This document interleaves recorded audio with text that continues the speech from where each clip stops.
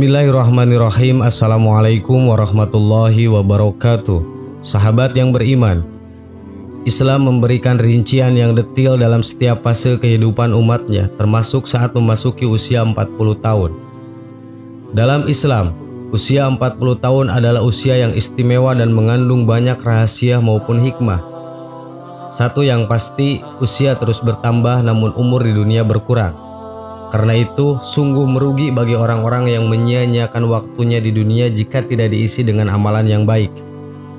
Karena itu, Islam memberi panduan bagaimana menyikapi usia 40. Seperti terlihat dalam uraian berikut, di mana di antaranya dengan jelas dibahas dalam salah satu ayat dalam Al-Quran.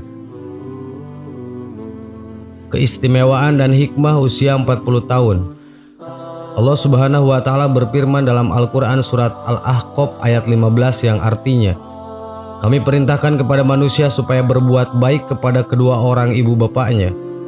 Ibunya mengandungnya dengan susah payah dan melahirkannya dengan susah payah pula. Mengandungnya sampai menyapihnya adalah 30 bulan. Sehingga bila dia telah dewasa dan umurnya sampai 40 tahun ia berdoa, 'Ya Tuhanku, tunjukilah aku untuk mensyukuri nikmat yang telah Engkau berikan kepadaku dan kepada ibu bapakku, dan supaya aku dapat berbuat amal yang soleh yang Engkau ridhoi. Berilah kebaikan kepadaku dengan memberi kebaikan kepada anak cucuku. Sesungguhnya aku bertaubat kepada Engkau dan sesungguhnya aku termasuk orang-orang yang berserah diri.'" Quran surat Al-Ahqaf ayat 15. Usia 40 tahun disebutkan dengan jelas dalam ayat tersebut. Pada usia 40 tahun inilah manusia mencapai puncak kehidupan baik dari segi fisik, intelektual, emosi maupun spiritualnya. Pesan yang terkandung dalam ayat tersebut ialah betapa pentingnya usia 40 tahun itu bagi manusia. Di usia 40 tahun itu ada doa dalam ayat yang tadi yang mengandung beberapa permohonan. Permohonan tersebut antara lain untuk ditunjukkan rasa syukur atas nikmat yang selama ini diberi. Kemudian permohonan agar dapat berbuat amal baik selama sisa umur di dunia.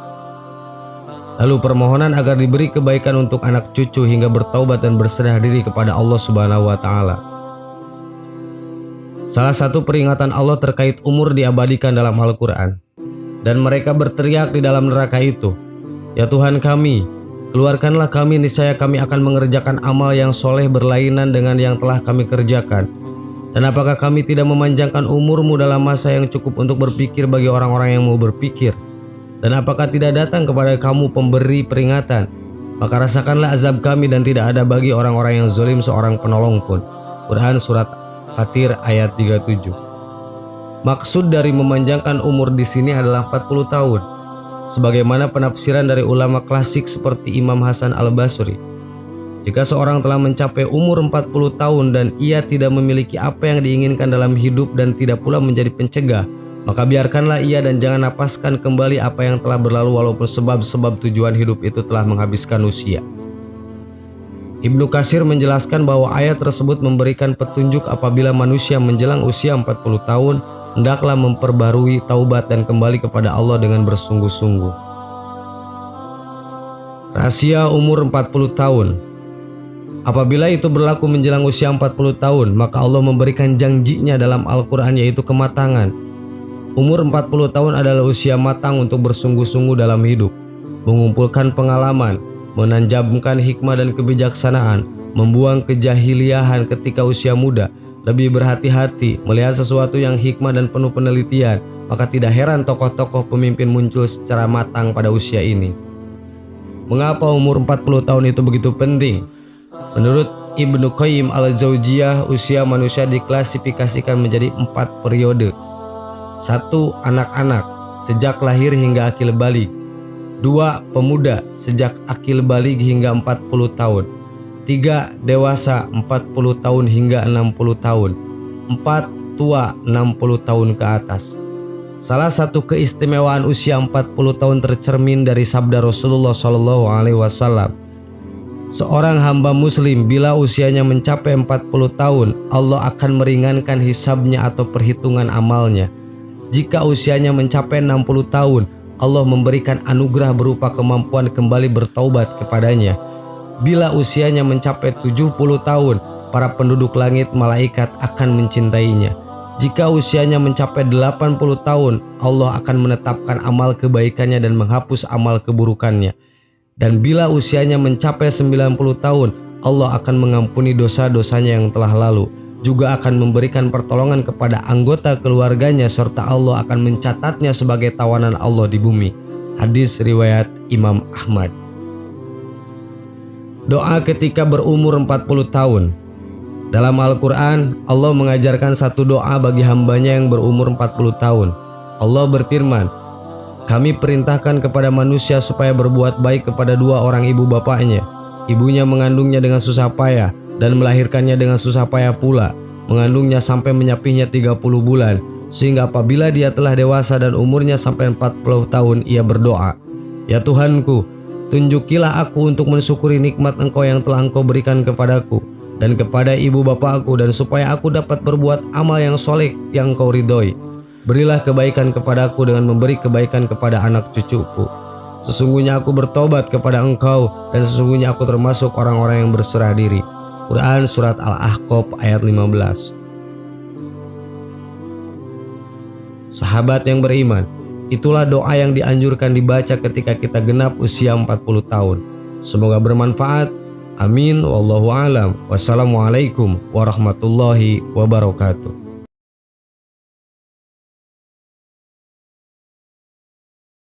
Bismillahirrahmanirrahim. Assalamualaikum warahmatullahi wabarakatuh.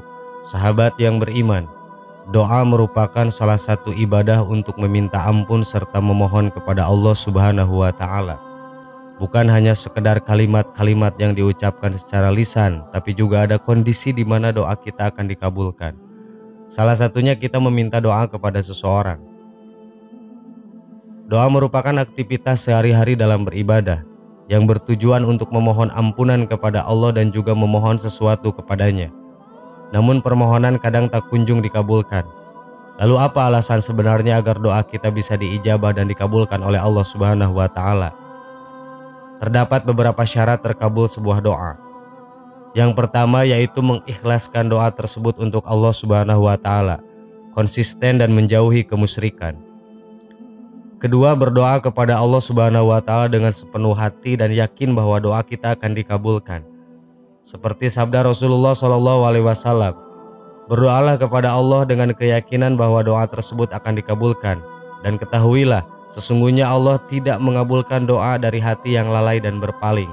Hadis riwayat Tirmidzi dan Al-Hakim.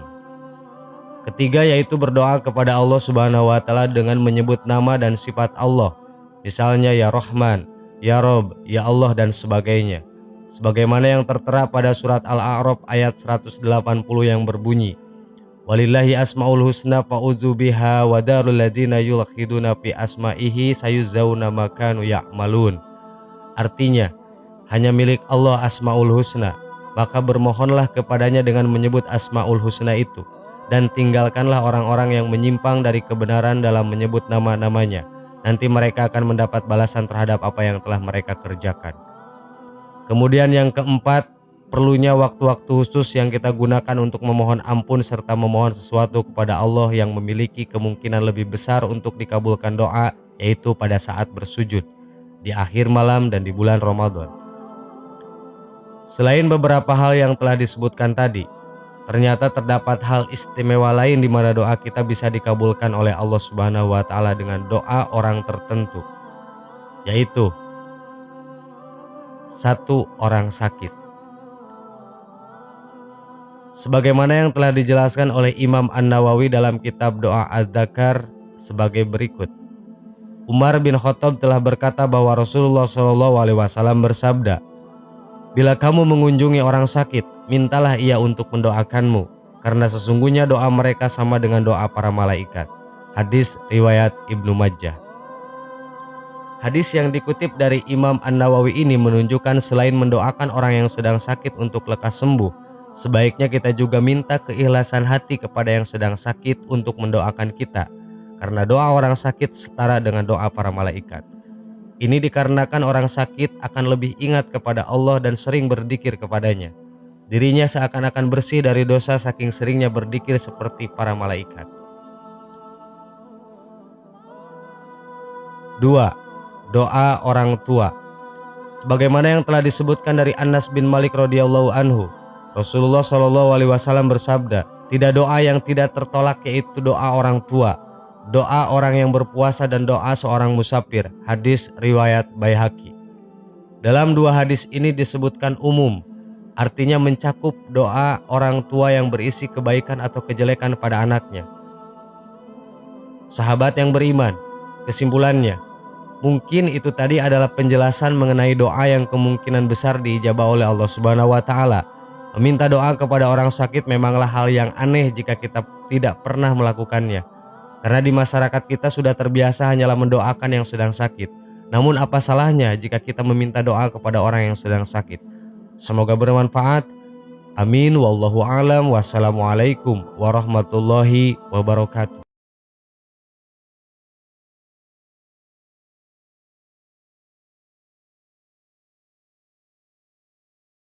Subhanallah walhamdulillah wala ilaha illallah wallahu akbar. Subhanallah